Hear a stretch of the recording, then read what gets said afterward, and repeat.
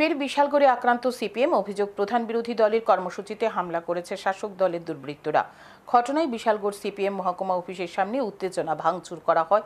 CPM কর্মীদের motorbike পুড়িয়ে দেওয়া হয়, সিপিএম এর পতাকা। অভিযোগ, ইটপাটকেল ছোড়া হয় সিপিএম মহকুমা অফিসে। ঘটনা মঙ্গলবার।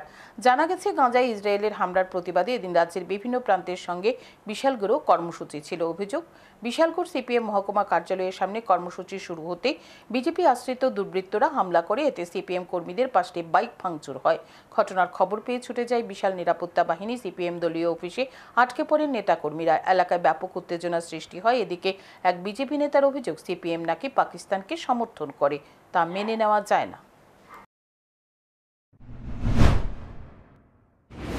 তারা হলো একটা কমিউনিস্ট দল, যেই দলটা নাকি পাকিস্তানকে সমর্থন করে। আমরা দেখছি কিছুদিন আগে কলকাতা প্রকাশ্যে রাস্তার মধ্যে তারা পাকিস্তানের জন্য মায়া কান্না করতেছে। আজকে তারা এখানে দাঁড়িয়ে সেরা পাকিস্তানের পক্ষে স্লোগান দিতেছে।